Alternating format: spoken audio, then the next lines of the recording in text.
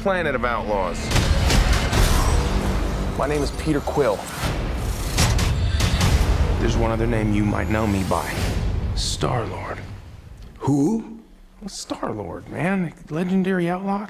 Guys, forget it.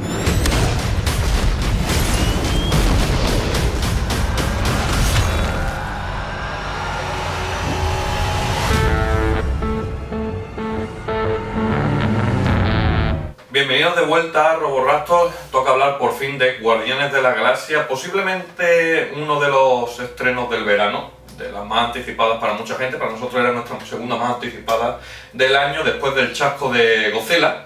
Y claro, uno ya va con más tranquilidad, aunque no podemos negar el hype que tenemos algunos con las pelis de Marvel. Tú en especial, después del chasco de Godzilla, llevabas unos pies de plomo para este y para muchos estrenos. Y creo que podemos decir que no hemos sido decepcionados. En mi caso ha cumplido las expectativas, incluso ha superado en algunos aspectos. Y yo creo que en tu caso también. Sí, bueno, yo nunca he ido hipeado a exactamente ninguna peli de Marvel, ni con Godzilla, No, ni sí, con siempre he sido más calmado. De hecho, con Iron Man y con Thor, siempre muy calmadito y tal. Sí. Pero sí estaba en guardia, aún con las críticas positivas. Sí. Pero sí es verdad que la experiencia ha sido muy, muy positiva. La he disfrutado muchísimo, es una película que puede disfrutar cualquiera, con sus más y sus menos, pero que cuando ibas a ver una película con la que seguramente no estabas familiarizado, era un rollo totalmente distinto, pero tenía reminiscencias de ese espíritu Marvel que quizás no se manejó tan bien como en otras películas con Capitán América.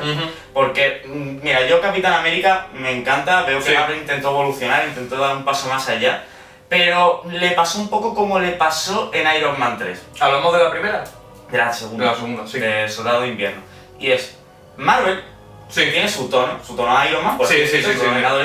intenta hacer algo más serio y se medio pierde, es como un pez fuera del agua, un poquito raro. Le quedó mejor en Capitán América 2 que en Iron Man 3, que Iron Man 3 era una película, no sé, si estaba viendo comedia, drama, no sé qué, no sé cuánto, era un poco raro, porque palmaba a alguien importante y sigue habiendo chistes.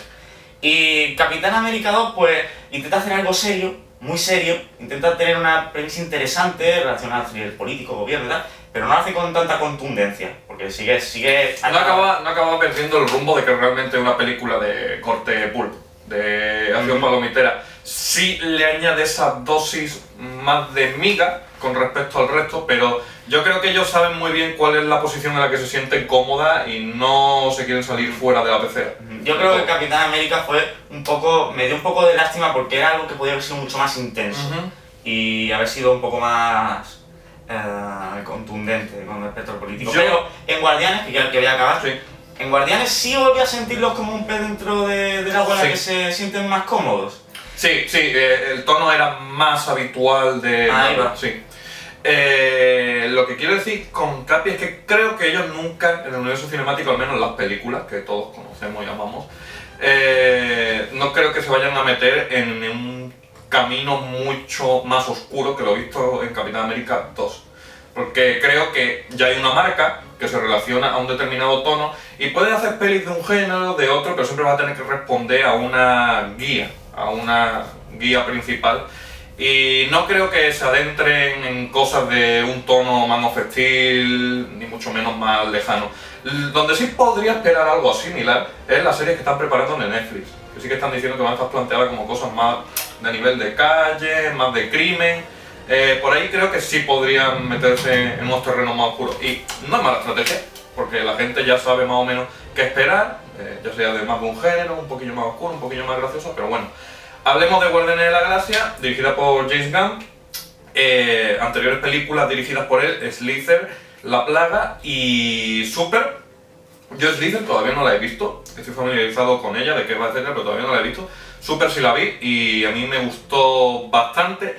Se tiende a forzar una comparación con Kick-Ass, porque salieron más o menos por el mismo tiempo y eran gente normal, que se ponía el traje de superhéroe y salía a la calle. Pero son películas muy diferentes. Yo en Super me encontré una película más adulta, más reflexiva, muy gamberra, pero era una película retorcida, casi enfermiza por momentos, en cómo planteaba algunas ideas y de la manera que lo hacía, que además que te dejaba un mensaje final bastante duro, pese a toda su cubierta gamberra.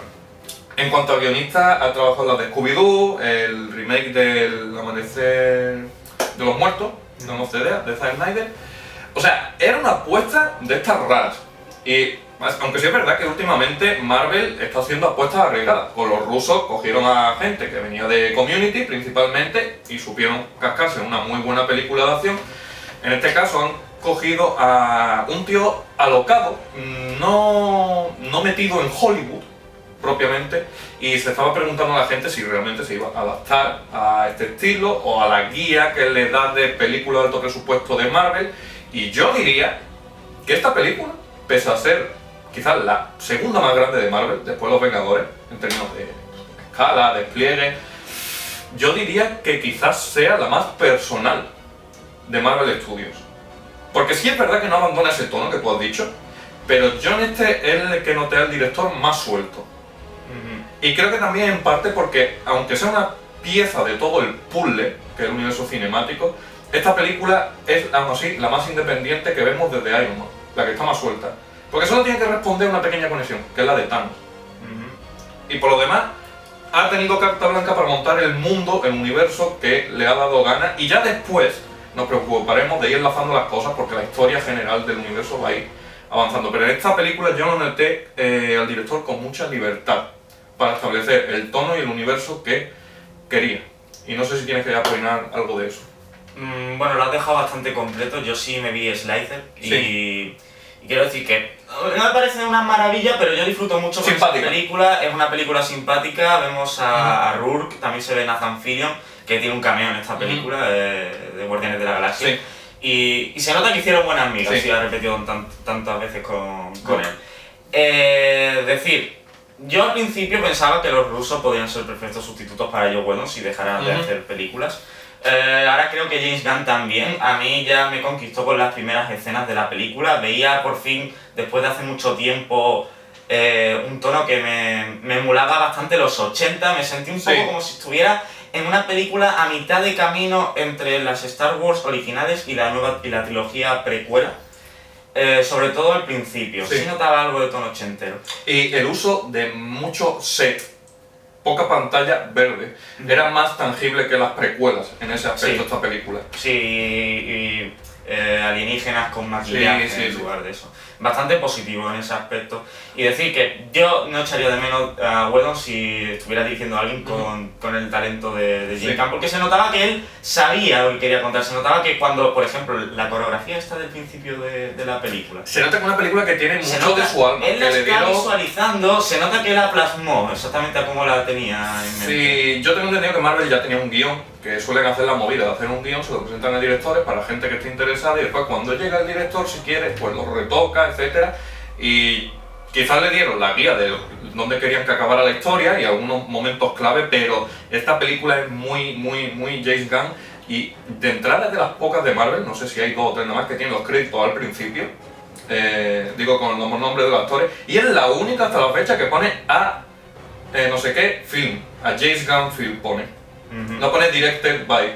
Y eso también me parece ahí como una declaración de intenciones de lo personal que es esta película, porque eso no lo había visto antes. Quiero decir dos cosas. Y te dicen que no estaba en el contrato, eso. Una positiva y una negativa de eso que acabas de mencionar, lo de los créditos iniciales y finales. La positiva, lo de los créditos iniciales en mitad. Sí. Es que me gustó mucho porque, aparte de quedar de puta madre mucho mejor que en las pelis anteriores, que fueron Thor y Capitán América, metizaba muy bien y te daba un mensaje de que Peter Quill, el niño, estaba siendo abducido por el universo Marvel. Quedó súper chulo, muy buena la idea. Y además, la transición de música también muy bien. Decir, lo negativo, los créditos finales no estaban currados como los de las 2 o 3 películas anteriores que vi, 4. También Los Vengadores estaban currados. Capitán América 1 también tenía créditos así chulos.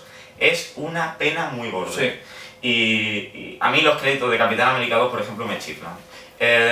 Esperemos que se lo piensen y que por lo menos en Los Vengadores 2 si las tengamos de nuevo unos créditos chulos así. So here we are. A thief, 2 thugs, an assassin, and a maniac. But we're not gonna stand by as evil wipes out the galaxy. I guess we're stuck together. Partners. En posiblemente uno de los aciertos de casting más grandes que ha tenido Marvel Studios desde Robert Downey Jr., tenemos como protagonista a Chris Pratt, y es muy graciosa la historia que contó James Gunn, fue en una entrevista que hicieron durante la promoción de la película, de cómo llegaron al casting, no sé si tú la has escuchado, No. De Chris Pratt, porque estaban mirando una serie de candidatos, etcétera, gente que estaba tenía carisma, pero estaba medio en forma y tal. Y Chris Pratt, antes he sabido por mucha gente que no estaba en forma, estaba rellenito, etcétera.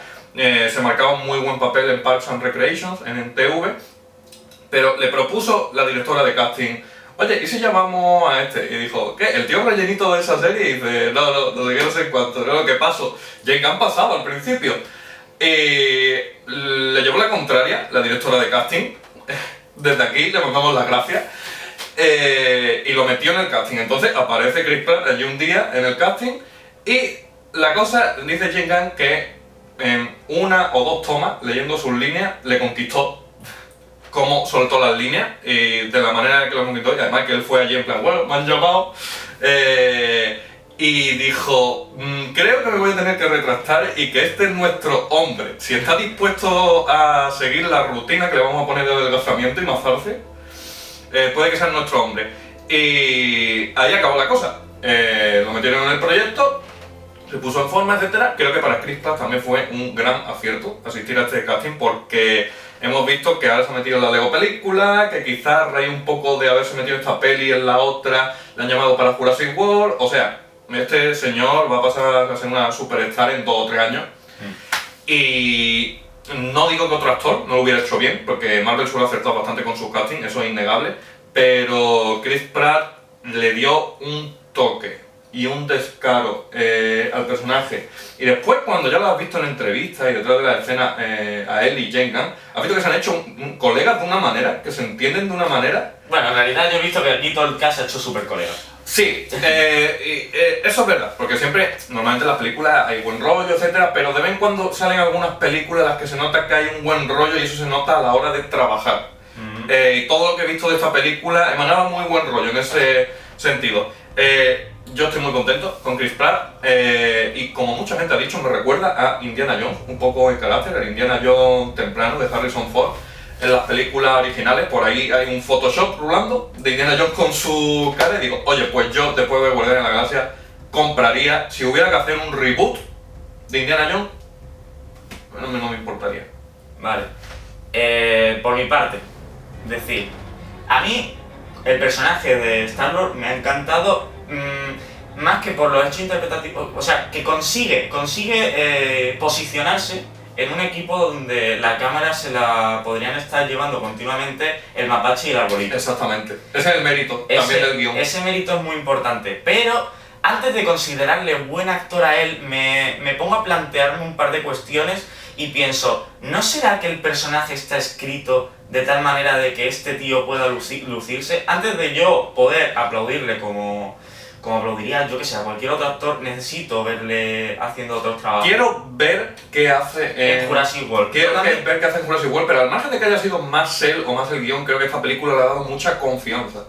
Pero sí, confianza. En un proyecto de Hollywood, porque le he visto antes, en clips de la serie esta, etcétera, y el tío ya tenía una chispa. Pero también he visto entrevistas, aunque no sean de Guardianes de la Galaxia, después de haber hecho esta película, y se ve el tío mucho más suelto, etcétera.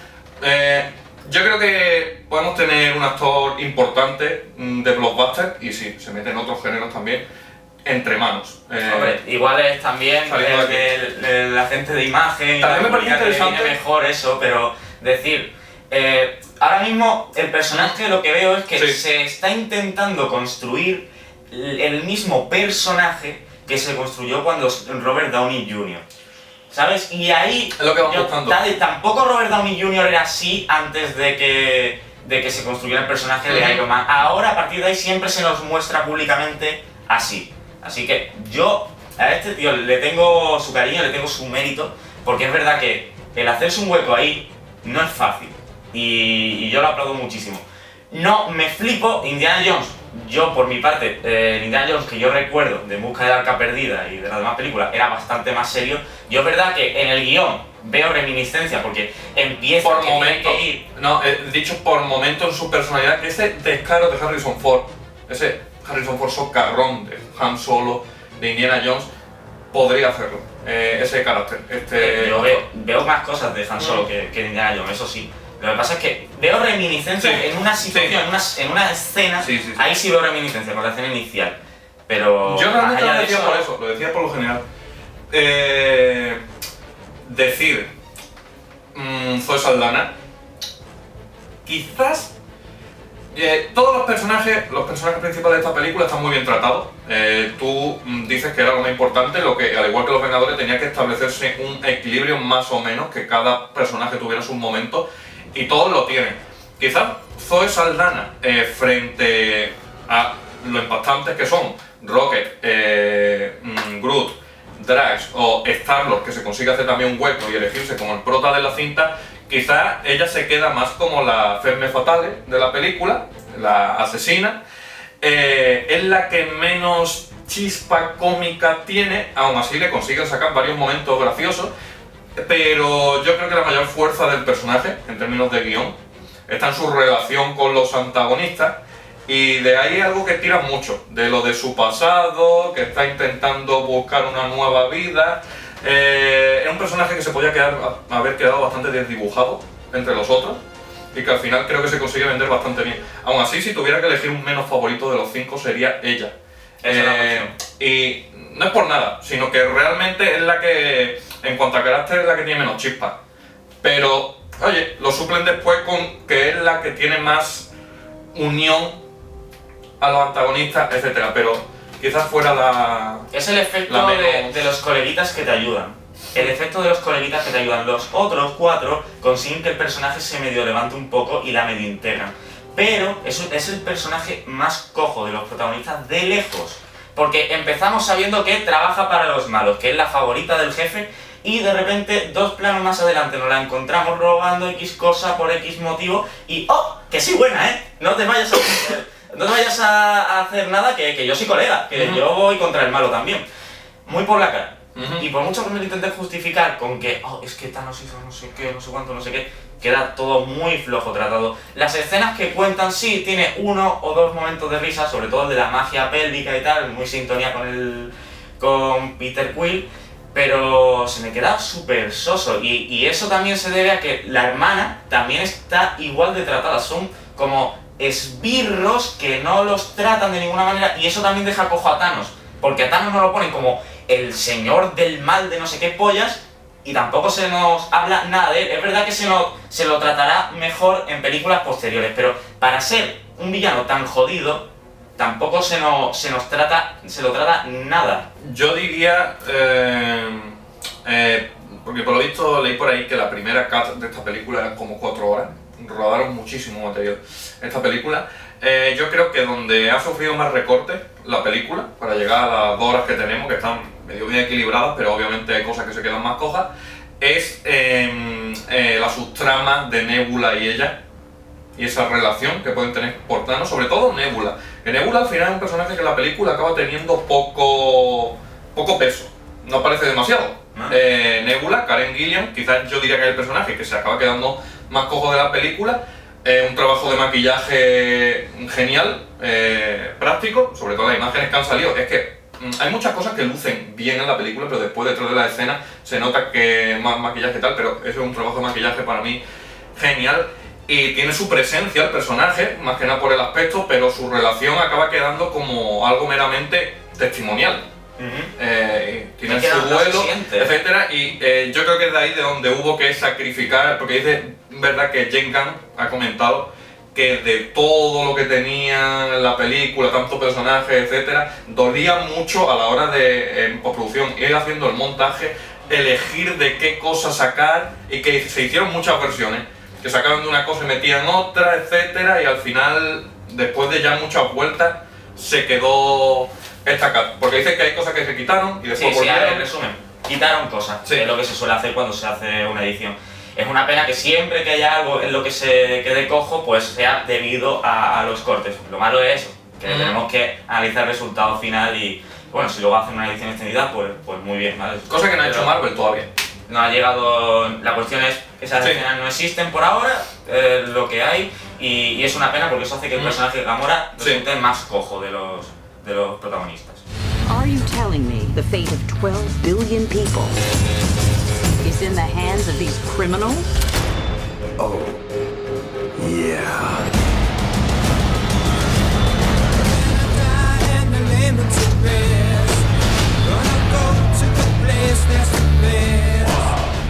Vamos ahora a hablar de David Bautista, un actor que no contaba con la confianza de muchos. Es un actor que ha ido creciendo muy lentamente en el cine, desde su comienzo con alguna que otra película chusti de la WWE.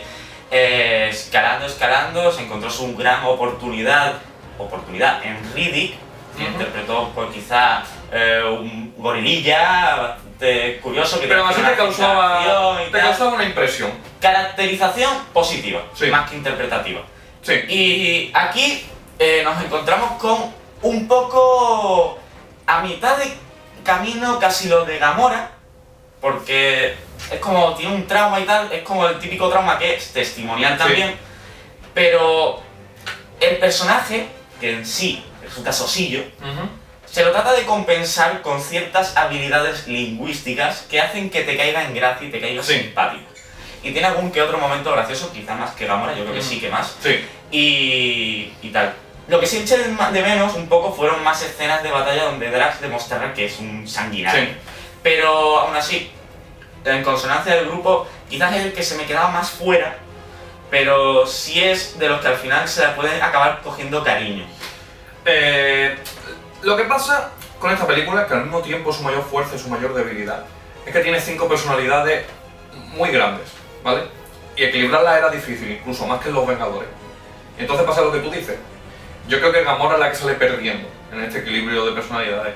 Y Drax, quizás dices tú, simplemente va a ser el tío petado, que tenga poca personalidad, pero es un poco así en los cómics. Te gana por los momentos de chungo que tiene. Y aquí, como no se puede dedicar tanto tiempo, se añadió el toque este, de que es de una raza que no pilla las metáforas, y se le sacó muy buen partido, cómico y bien medido a esa cosa. Después aparte tiene sus momentos de chungo, Y de etcétera. su corazoncito también. Sí, y llega un punto en la película, porque él dice, quiero matar a Ronan, llega un punto en la película en el que dice, ahora quizás no tiene tanta motivación y van a llevar personajes por otros lugares, pero te dejan con una frase, quiero matar a Thanos.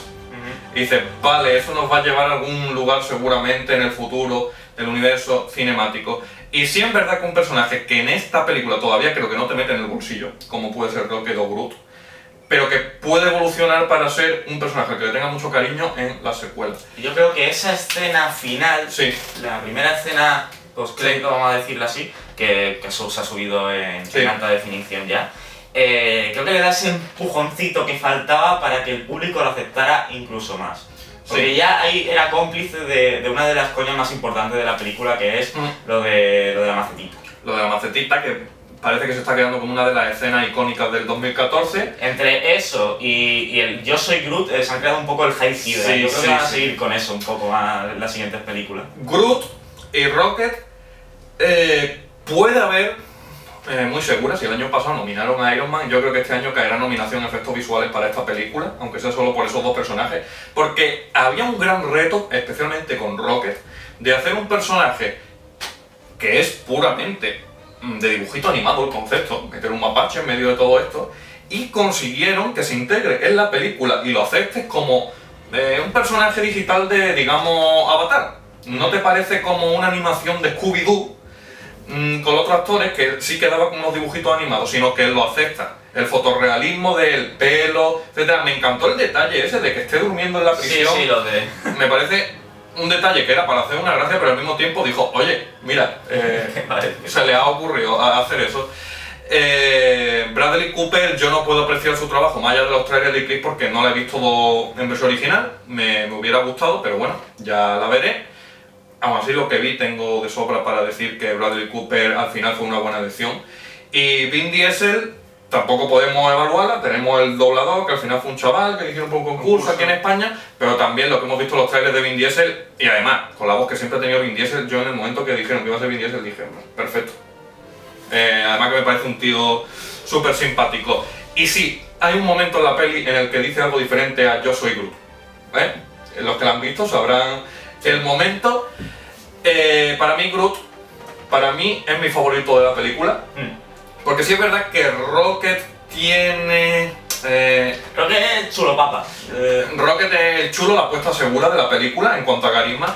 Pero en un momento ya conoces a todo el personaje de Rocket, sabes de qué va su rollo. Sí. Pero Groot empieza como ese Frankenstein. Es tonto, como el especial diferente. Siempre ha habido personajes como Rocket, pero y como escena tras escena te va sorprendiendo, conoces algo distinto y es maravilloso la caracterización y lo que te llega a llegar un personaje que es una puñetera planta espacial que solo dice yo soy Groot. Es una masterclass sobre caracterización. Y yo creo que sobre todo la versión original se tiene que notar mucho por la entonación que le metí a Vin Diesel a las distintas veces que dice esa frase, el trabajo que hay detrás de este personaje, porque por lo visto James Gunn le pasó el guión, sí, el guión de las frases que tenía que grabar y todas eran yo soy Groot, pero estaban divididas en dos las páginas y en la derecha ponía lo que quería decir realmente, escrito, para que le ayudara a la hora de no solo decir, esto pone una entonación más triste, no, sino, esto es lo que te está intentando decir, ahora tú ponle tu toque de corazón. Lo cual me parece un toque bastante curioso. Y no sé algo inteligente, porque sí, es verdad que eso... Yo me acuerdo de que he leído críticas negativas porque intentaba ver si había alguna crítica negativa que me dijera yo... Pues mira, aquí esto lo puedo entender y tal, pero la mayoría de las críticas negativas que leía se quejaban de lo típico del humor, de la típica película con los típicos personajes, te describió un poco a los personajes que eran típicos, pero en plan... Uno decía, que era a eso lo que voy... es que queda mucho el chiste de yo soy Groot, es muy pesado, no sé qué. Es que así. ¿Qué quieres? Que el personaje no hable. Que cada vez que habla tiene que... Por lo menos le daban un chistecillo. La cosa es que se quema la broma de una manera inteligente. Pero o sea, la broma está justificada, no es como las de las zapatillas y las llaves en Iron Man en Thor 2. Y es que el personaje es así. Y otro riesgo que tenía la película era que lo de yo soy Groot acabara cansando. Pero se maneja bien. Se maneja bien. Es un arma de doble filo que se acaba manejando bien. En cuanto a Rocket, es lo que has dicho. Es la apuesta maneja bien, si no funcionaba la planta, funcionaba el mapache y pueden estar muy satisfechos. Sí. Ojalá algún día lo veamos con los Vengadores. En cuanto a Groot, yo no sé por qué la gente se quejó tanto por el actor de doblaje que salió elegido en un concurso. Se ha aportado al final. Cumplió perfectamente, es que no entiendo por qué tanta queja. Así que al final, pues nada, guay y que eso. Yo espero ver a este muy pronto. Ahora mismo compraría un spin-off precuela de los dos. Y quiero decir si tuviera más tiempo Marvel...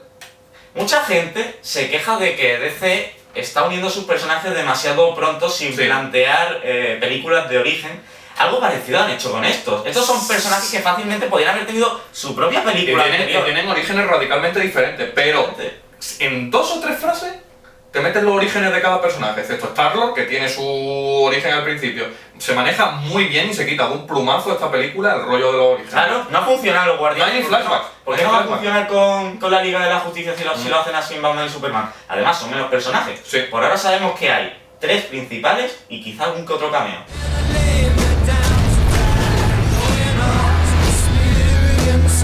I look around, you know what I see? Losers. But life's giving us a chance. To do what? Something good, something bad, a bit of both. Oh, what the hell? I don't got that long a lifespan anyway.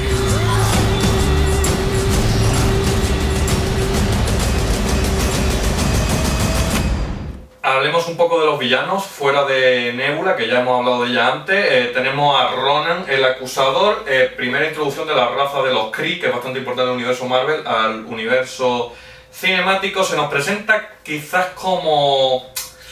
yo diría un Hitler espacial, porque básicamente el rollo aquí viene por la raza y el honor de su nación, y dice, eso de haber hecho un tratado de paz con Sandar es como mancillar las tradiciones de nuestro pueblo. Es básicamente como el renegado del gobierno Kree que dice, mira, yo no quiero paz con esta gente porque son unos trápalas, él tiene sus motivos, y lo que quiero es machacarlo. y para eso busca el típico objeto de poder que le va a servir para llegar a la victoria. Aunque yo, es verdad que he comentado estos días que me recordó un poco a Red Skull, en el sentido de quiero causar un genocidio y que me ayude un objeto, y en desarrollo están ahí. Aunque Red Skull quizás gane un poco más porque es más icónico físicamente, pero este quería obtener el poder para causar ese genocidio a través de Thanos, que le diera los medios. Él conseguía la gema esta del infinito para Thanos, Thanos le daba los medios. Al final se acaba buscando la justicia por su cuenta cuando ve el poder de la gema, se entera del poder. Como villano, no es de los más flojos de Marvel, porque es verdad que Marvel quizá una asignatura pendiente que tiene es currarse más a los villanos. El desarrollo le da mucha importancia a sus protas, pero se acaba dejando a los villanos por el camino, pero tampoco es de los mejores. Entonces yo lo dejaría en la zona esa media con Red Skull, que es como, sí, cumplen su cometido, tienen sus momentos chungos, pero no, tampoco te vas a acordar de ellos como villanos icónicos. Y me gusta lo que hacen al final, de que esta película parece que en varios momentos, hay 3 o 4, lo que parece que va a caer en un topicazo. El beso romántico, después de haberle salvado la vida a la prota, la charlita antes del duelo de gatitas al final, el duelo final con el malo, y cuando tú estás diciendo por favor no caiga en el cliché, pega el volantazo y dice que no, que sigo mi rollo. Sí. Me gusta, y sobre todo el principal volantazo que hace la película es al final, con el malo en un momento que te pilla totalmente desprevenido, y creo que ahí el malo representa también al espectador porque se queda en plan, ¿qué estás haciendo? Sí. Ese vídeo me gustó mucho, pero es una cosa que yo digo mucho. Mira, esta película, Sí, la base la hemos visto trillones de veces. Yo una de las pegas importantes que le tengo al guión es que me habéis contado otra vez la misma historia de siempre. Sí. No te hablo de que se haya basado en otra peli, sino que es lo mismo, es súper predecible, porque la peli es súper predecible. Y queda muy bien camuflada la previsibilidad Sí. con las coñas, como por ejemplo eso. juega mucho con... La imprevisibilidad está en cómo los personajes la medio afrontan, Sí, quizás. bien definido, sí. Así que quizá eso la puede salvar un poco en ese aspecto, pero sin embargo, el hecho de que la peli tú ya sepas más o menos todo Sí, lo que sí, va sí. a pasar. Sí, es una base estándar. Es una base muy estándar, es una estándar. pena en una peli que tiene una dirección tan original, es una peli que en sí no hemos visto personajes así en una epopeya espacial, y sin embargo todo eso está situado sobre unos cimientos que ya hemos visto tantas veces. Ahora que has mencionado eso lo quería decir. Espero que en la segunda parte nos encontremos con una Pukin que dé ese paso hacia una historia que nos pille desprevenido a todos. Es lo que suele dar las segundas partes. Normalmente las primeras películas suelen estar ceñidas más a una estructura, y creo que muchas secuelas y del género superheroico nos han demostrado que es donde ya se empieza a jugar más. A ver. Es lo que yo espero también de Los Vengadores 2, etc. Tú querías hablar brevemente de Josh Brolin como Thanos, que se reveló... bueno, poco se puede decir. Poco antes, se puede decir poco todavía, le han cambiado un poco la cara a Thanos para adaptarse más a la cara de Brolin. Yo la primera imagen que vi por ahí antes de ver la peli no me convenció mucho, pero cuando yo lo vi en movimiento dije, vale, sí, me convence como Thanos. Y eso, como yo decía, al final lo predije, su presencia aquí es meramente como el emperador del Imperio contraataca, soy muy malo, ya apareceré cuando tenga que aparecer. Y Ronan le vacila, tenemos la aparición del otro de los Vengadores, breve. Digo, yo a este personaje lo mismo le cogemos cariño, acaba apareciendo más. El puto otro. Que Pues- encima le dan el otro. No vamos a volver a ver al otro. Y tenemos al principio a Korath, que es un secundario, podemos decir que es un matón a sueldo. A mí lo que más me gusta de ese tío es que se llama Digimon. El Digimon Hunsu que para mí era una buena opción para Black Panther, antes de que lo cogieran en esta peli, pero ya no es opción.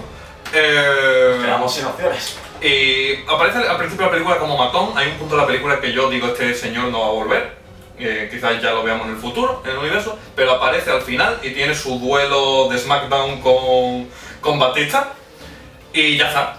Es un poco pena, porque los Sí. únicos que sirve es para matoncillo, capitán de los matoncillos. Y la única escena así más o menos interesante que tiene con Ronan es cuando le dice ¡Yo! ¡Pero que Thanos ¿Qué es hace? el más fuerte del universo! ¿Qué está haciendo, Guillo? Y en plan, mira, por lo menos ahora sí se ha Sí. revelado que ellos saben que Thanos es jodido. Sí. Es para lo único que me aporta. Te están recordando constantemente durante la película, Thanos es un chungo, aquí Sí. todo el mundo está en tensión con Es él. una pena de que Thanos nunca se levante de la silla para nada. Ya se levanta, Puta tú mierda. verás ya cuando se levante.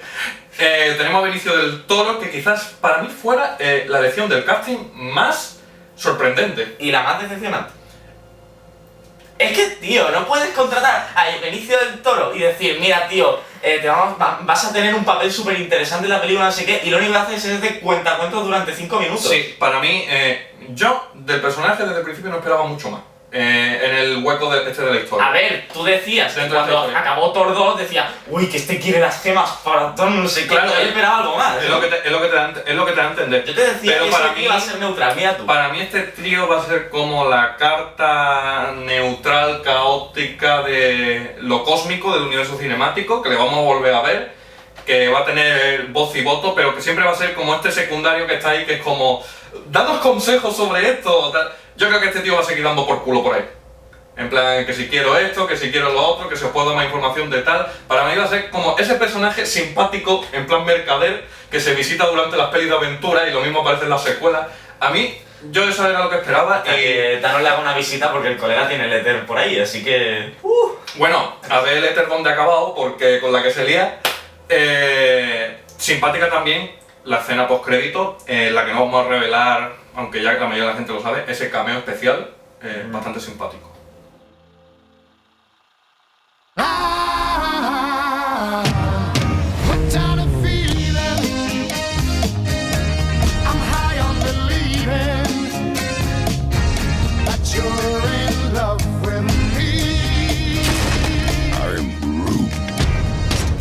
No thing like me except me. They call themselves the Guardians of the Galaxy. This might not be the best idea. Como el secundario simpático quizás de la película tenemos a Michael Rooker, que ya ha trabajado en las dos películas anteriores que ha dirigido James Gunn, son bastante colegas. Es una reinterpretación bastante libre del personaje de Yondu en los cómics, que era uno de los guardianes originales, era de esta raza así azul con un pedazo de mohawk rojo y un arco. Aquí se ha hecho su propia versión James Gunn y es como el líder de esta banda de piratas, que son de los que abducen al principio al chaval.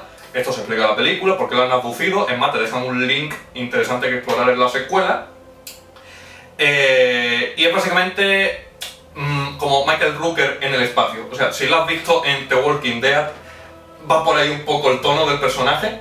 Es este matón, el líder de la banda de piratas que no son demasiado listos, pero tampoco demasiado tontos y al final acaban siendo útiles.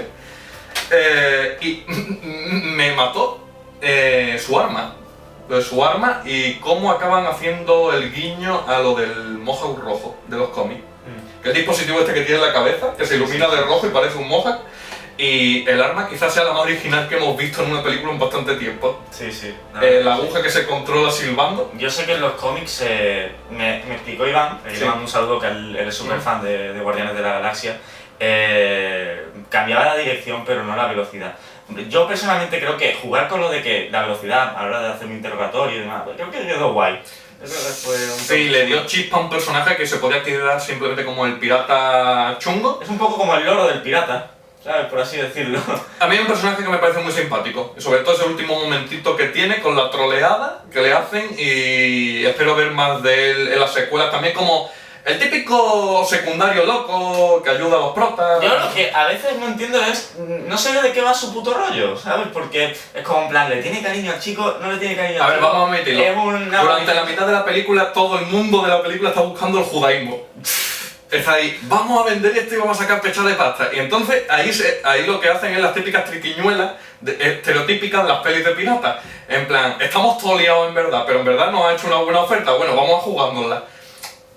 Es lo típico de pirata y yo creo que eso lo dibujaron bastante bien y además está simpática su tripulación. Los pocos momentos que tienen y el aspecto que tienen varios miembros de ella. En un spin-off estaría guay. Sí, es que sí, con cualquier... es que aquí se plantean tantos secundarios que podían tener un spin-off simpático que abruma un poco. Por último vamos a mencionar, porque su presencia en la película es básicamente como la policía del espacio, a Osnova, que tienen a Glenn Close, que fue otra elección de casting un poco sorprendente. Pero ella reconoció que fue por... Sí, después posteriori es verdad que he leído otras entrevistas con ella y suena quizás como más convencida de inicialmente, cuando se metió en el proyecto. Quizás habéis visto el resultado. Quizás que para el final la experiencia quizás le pareció más simpática de lo que esperaba inicialmente. Y yo creo que ya con esto cerramos lo de personajes, que hemos hablado también del argumento en general, y podemos pasar a hablar de conclusiones y banda sonora. Todo el mundo está destacando lo importante que es la banda sonora, la música usada en esta película, porque constantemente tenemos esta cinta de canciones de los 70, 80 usadas de principio a fin, representado en la cinta del Walkman que lleva Star-Lord desde el principio de la peli. La peli empieza con música, él de pequeño escuchando eso. Creo que... Yo creo que ya lo había mencionado por aquí, o no sé si lo mencionaría por Twitter. Me gusta lo del Walkman, no solo por el rollito de la música, sino porque es como esa unión que tiene él con la Tierra. Desde que la abandonó la fuerza de pequeño. Es muy importante porque... Y esa conexión que no esperaba con la madre, también de la cinta. A eso iba. La película empieza con unos feels que tú no te podías esperar en una primaria, y son unos feels muy efectivos, y la peli acaba también con esos mismos feels. Sí, acaba con esos mismos feels, pero ya con el tono gamberro de la película. Te meten el rollito de que la segunda cinta, el regalo de la madre, la canción, y es como un final feel good, que te deja con una sonrisa. Y eso es algo que no esperaba de la película, porque sí que dijeron hay algo de drama y tal, pero me esperaba algo más típico, por ahí suelto. Hay algo curioso muy interesante, que parece ser que la madre, la actriz que la interpreta, salió en Capitán América 1. ¿Te acuerdas la chica rubia que le pide a Capitán América que le firme un autógrafo? Que se queda tan en plano un rato, ¿sabes? Ah, sí. Que tú dices, pues yo qué sé, igual es una actriz interpretando a un personaje famoso de la época o algo así, que llama mucho la atención ese chico, que llamaba. Pues parece ser que es la misma actriz. Pues y eso no lo había leído. Dicen que podría estar interpretando al mismo personaje. No me cuadra mucho, pero parece ser que sí. ¿Y por qué Inmortal? ¿También era alienígena? No lo sé, pero... Ahí estamos ya entrando en territorio teorías locas. Se nos presenta al principio ya se da ahí un pequeño dato, pero después más adelante se nos presenta el dilema este de que Star-Lord no conoce a su padre, y que ya hemos dicho que algo que van a explorar más adelante en las secuelas. Pero bueno, siguiendo con la banda sonora, que aquí nos hemos salido un poco por la escuadra. Al margen de las canciones, que se te quedan grabadas en la cabeza cuando sales del cine, ahí están en el top de ventas en iTunes. También ha vendido muy bien, ha tenido bastante aceptación la banda sonora de Tyler Bates, que quizás la tapa un poco la cobertura esta de canciones tan buenas, pero es una banda sonora también que tiene un leitmotiv bastante reconocible, el de los Guardianes de la Galaxia, cuando aparece, y que acompaña muy bien a secuencias de acción, incluso algunas más paraditas. Hombre, no diría que esté a la altura de las de Iron Man 3, Thor 2 y Capi 2, lo instrumental, que a mí se me quedaron más grabadas, pero creo que no es resultado de la calidad de la propia banda sonora, sino de que esté tapada por tantas canciones. Es posible que sea un efecto Iron Man 1. Sí, porque Brian Tyler al estar solo sobresalió más, igual con el Henry Jackman, en el caso de Capi 2. Y bueno, creo que podemos pasar rápidamente a las conclusiones. Creo que hemos tocado también los puntos negativos ya, poco a poco. Sí, poco a poco. Así que resumamos, empieza Sí. Yo quiero decir, la peli a mí me ha encantado, es verdad que es de las que más satisfecho me ha dejado este verano. ¿Podría decir que es posiblemente la peli blockbuster del verano? Pues sí, sí. Recientemente hemos visto también Transformers, así que creo que el verano ya lo tenemos un poco completito. Sí. Y sí, yo creo que he salido muy satisfecho de esta película. Me ocurre como con Vengadores y Capitán América 2. Tenemos ahí el top 3, que es un top 3 muy sólido. Sí. Es decir, ¿pondría Vengadores arriba del top? Pues sí, pero luego pienso en las cosas negativas de los Vengadores que tienen, por ejemplo, bien las otras películas, y como por ejemplo Capitán América 2 arriba del top, porque igual en guión, en dirección, ¿sabes? Tienen cosas que son mejores. Luego, Capitán América 2 creo que, lo que dije antes, el tono se le ve un poco a Marvel que no aprovecha lo suficientemente bien el guión en ese aspecto. Sí, sí. Tiene un par también de lagunillas, aunque menos que los Vengadores, y podría haber falta también de un villano mejor definido, pero bueno, aquí si ya lo tenemos, nos encontramos con una película que igual la pega es la base, es muy entretenida. Si veo que se sienten más a gusto haciéndolo, veo que el director es además de muy bueno, también ingenioso, y veo que ha tenido una gran aceptación también, de la misma forma que las tres anteriores. Sí. Así que las veo que las tres son tres grandes y dignos oponentes entre ellas para el top número 1. No voy a decir cuál creo por ahora que podría ser. Por ahora creo que dejo un poquillo a los Vengadores, por lo de icónica, quizás. Es lo que yo opino. Pero no creo que eso deba de ser una Sí. cosa para tenerlo demasiado claro. Les tengo a las 3 por ahora el 7,5 en mi puntuaje personal. A esta le doy un imprescindible. Y para no hacer la crítica aún más larga, yo creo que ya he dicho todo lo que puedo decir de ella. Sí. Te dejo a ti. Yo le doy de imprescindible también. Es mi blockbuster y experiencia en el cine favorita en lo que llevamos de año. Quizás sea de las mejores o quizás la más disfrutable experiencia que he tenido en el cine desde Los Vengadores. Esa sensación que me gusta tanto de salir de haber visto un blockbuster que te ha sorprendido en varias veces y que del que sales con una sonrisa y que nada más salir quieres volver a entrar a la sala. Esa es mi sensación favorita que yo busco cuando voy al cine a ver una película de estas características. Decir con James Gunn que quizás esta película, si hubiera tenido otro director, se hubieran arriesgado menos con la elección de director, hubiera sido buena, pero no hubiera sobresalido de esta manera. Hay mucho de él en esta película. Le sabe dar la vuelta a la tortilla en varios momentos que crees que la película se va a quedar más plana y se va a limitar a lo fácil. Él le da la vuelta a la tortilla.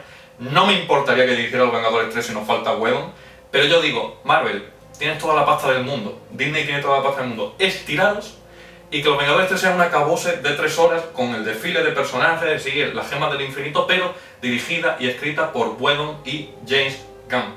Creo que tomando lo mejor de ambos mundos quedaría la película del Guante del Infinito redonda. Pero por ahora estoy muy contento con ver una secuela con él otra vez detrás de la cámara y escribiendo, porque además que constantemente cuando lo ves en las entrevistas está diciendo es que no hemos dejado tantas cosas en el tintero que no podemos meter y que quiero seguir desarrollando y explorando, Sí.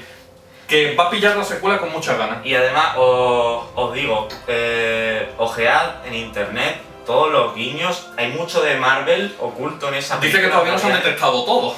Igual que se han detectado. Imagínate, de hecho, hasta parece ser que dicen que hay un gusano de Slicer en... Sí, eso sí lo he leído. Dicen que está en la prisión está también el director del Vengador Tóxico. Claro, Porque él curró algo en Tromaville. de Tromaville, sí. Él curró algo en Tromaville cuando era más jovencillo. La Trom. Y el cameo de Nathan Fillion también está en la prisión, leer sobre él. Nosotros no lo pillamos porque es uno que si no lo ves en voces no lo pillas. Si no estás familiarizado con la voz de Fillion, porque no es él propiamente. Pero eso, podéis investigar, hay muchísimos guiños y tenemos la suerte de que en internet mucha gente entendida nos lo puede explicar. Sí, y yo creo que ya no nos encontraremos este año con un blockbuster palomitero de estas características o tan impactante lo que queda de año, porque sí, está Nolan por ahí con Interstellar, pero hay otro tipo de película. Yo creo que ya no nos queda otro blockbuster contundente. Bueno, Peter Jackson está ahí con la del Hobbit, pero Veremos, a ver, yo creo que se tampoco apaga estamos un con las poco el expectativas. fuego. Y es lo que tú dices, el fuego también de eso se ha apagado entre tanto Marvel y superestrenos. Muy contento con esta película. Esta vez sí que sí, ha sido con la segunda más anticipada del año.